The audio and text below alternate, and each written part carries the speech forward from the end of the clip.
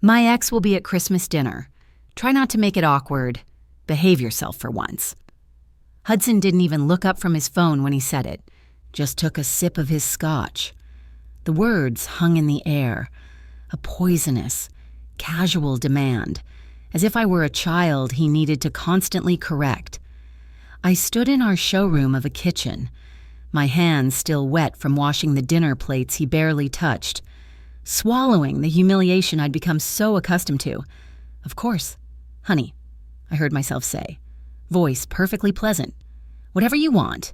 He gave me that satisfied little smirk that once made my heart flutter, and now made my stomach turn. What Hudson didn't know, what he couldn't possibly know, was that I had already seen his phone. I knew exactly why Willow, his ex-girlfriend, was coming to Christmas dinner, and I had already sent out an invitation of my own. 4 years ago, I thought I'd won the lottery when Hudson Whitmore proposed. He was tailored, handsome, and confident, pursuing me with the same focus he applied to his investment portfolios. But 6 months into our marriage, the subtle suggestions began. "That dress is a bit much. Your friends aren't really our crowd. Event planning isn't exactly a real career. Bella." I mistook his control for care, his possessiveness for devotion. I quit the job I loved, traded my creativity for a life spent managing an apartment that felt more like a gray and cream museum than a home. I shrank myself to fit his expectations, becoming the compliant wife who smiled and nodded during his work dinners, the one he clearly found easy to manage. The night before, he announced Willow's impending arrival. I couldn't sleep. Hudson was snoring beside me, and his phone kept lighting up on the nightstand. Usually, I ignored it, but that night, I picked it up. The screen was unlocked, revealing months of intimate, explicit messages between him and Willow. They had been meeting up during his supposed business trips. The messages detailed their shared future and his plan for ending our marriage. "I need her to initiate the divorce. Clean it that way? My attorney says if she files first, I look like the victim. Plus, the prenup kicks in. She signed it without even reading it. But the word that gutted me, the one that broke 4 years of conditioning, was the way he repeatedly described me to her. Harmless, simple, easy to control. He hadn't married me out of love, but convenience. I was the simple choice. I set the phone down, my hands suddenly steady. The searing hurt had crystallized into something cold and dangerous. I walked to his office safe and retrieved the prenuptial agreement I'd signed in a haze of trust. The terms were brutal. I'd walk away with $50,000 if I filed first. But buried on page 17, in dense legal language, was the escape clause. In the event of proven adultery by Hudson Whitmore, all prenuptial conditions are void, and marital assets shall be divided according to Illinois state law. Proven adultery. I took photos of every page and put the document back. Hudson thought I was harmless. He was about to find out how wrong he was. I immediately contacted Carmen Delgado, a private investigator specializing in infidelity. My initial intention was simple: get the proof, void the prenup, and file for divorce. Over the next 2 weeks, Carmen delivered photos of Hudson and Willow kissing in parking garages, credit card statements detailing jewelry and hotel stays during his supposed client lunches. The evidence was undeniable, but Carmen's 4th email changed everything. Willow was juggling 2 affairs at Morrison & Blake, the investment firm where Hudson worked. Her other lover was Richard Morrison, the firm's founding partner, Hudson's boss. Willow was calling Hudson desperate and clingy in text to Richard, using both men to secure her partnership. The humiliation I felt for myself instantly shifted to a cold, calculated clarity. Hudson and Willow were 2 sides of the same manipulative coin. I wasn't just exposing my marriage, I was bringing down an entire house of cards. I called Carmen back. "How would you feel about helping me with something unconventional?" I asked. "I need to contact Richard Morrison anonymously. He deserves to know. And I need to invite him and his wife to Christmas dinner." Carmen chuckled. "Honey, I live for unconventional." We crafted an anonymous email to Richard, providing just enough damning evidence to convince him he was being played. The response came back brief and furious. "I'm in. What do you need from me? Richard was just as invested in public justice as I was. His ego wouldn't let Willow win. I had allies. I had a plan. The 6 weeks leading up to Christmas were the greatest performance of my life. I was the perfect, gracious wife, smiling and agreeing when Hudson suggested we buy Willow an expensive cashmere scarf.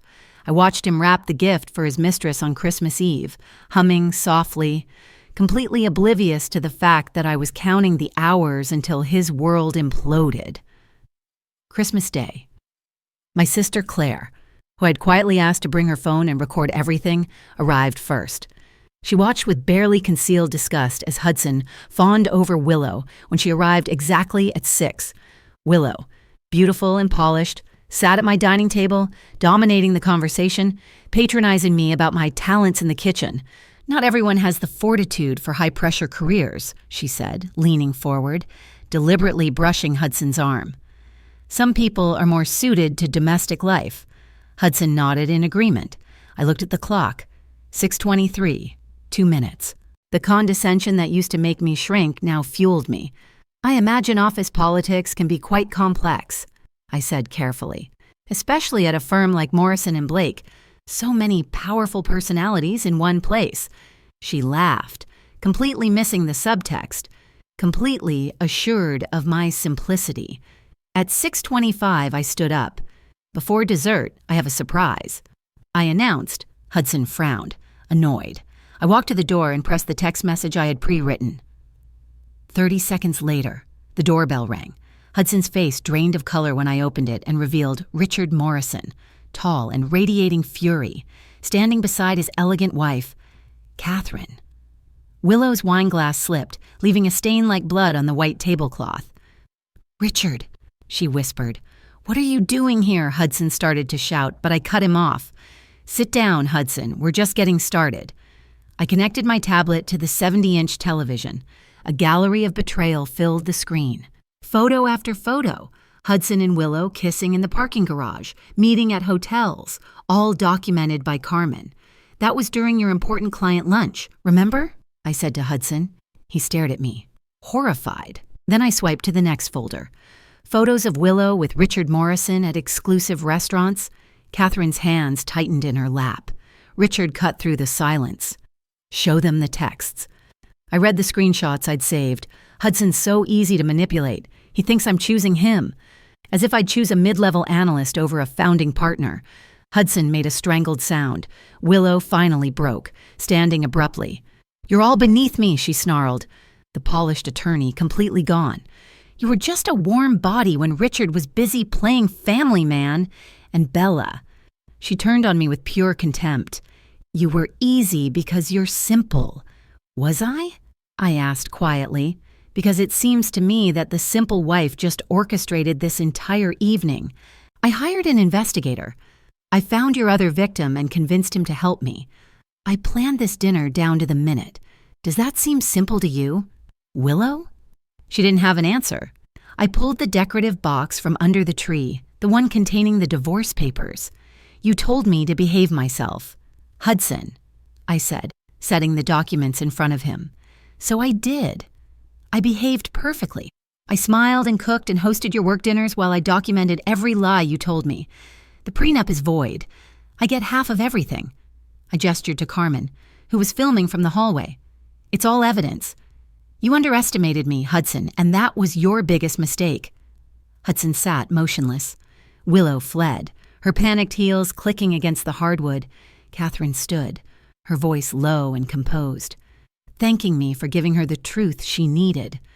As they left, I heard her voice echoing in the hall. "We'll discuss this with my attorney present." Then there was only the sound of Hudson's broken voice. "Where do I go, Bella? Where do I go?" I didn't care. "This apartment is mine," I told him, my voice steady. "You have until Monday to collect your things." He left. And I finally broke, sinking into a chair with gasping, ugly sobs, the 4 years of conditioned obedience finally giving way. The divorce finalized months later. I got the apartment and half the assets. Willow's career was destroyed. Richard faced his reckoning and Hudson was exiled. But the true victory wasn't the revenge. It was the rebuilding. I repainted the gray apartment in deep, warm colors. I bought canvases and oils and started painting again. Most importantly, I stopped shrinking. Soon after, I received an email through an old support forum. A woman named Jennifer was going through something similar. Isolated and gaslit. I read what you did. It gave me courage. We talked for hours. Then more women reached out. I began doing strategic consultations, helping women document abuse, find investigators, and understand their legal options. Word spread. There was a woman in Chicago who helped people escape. I found my new career, something more meaningful than event planning, something that helped women take their lives back. I realized that self-respect wasn't negotiable, and that love without respect was just control. Hudson called me harmless, simple, easy to manage. He was wrong about all of it. I chose rebellion over compliance, justice over silence. I fought back with everything I had. I'm not afraid of what comes next. I'm ready for it. I help women stop being harmless.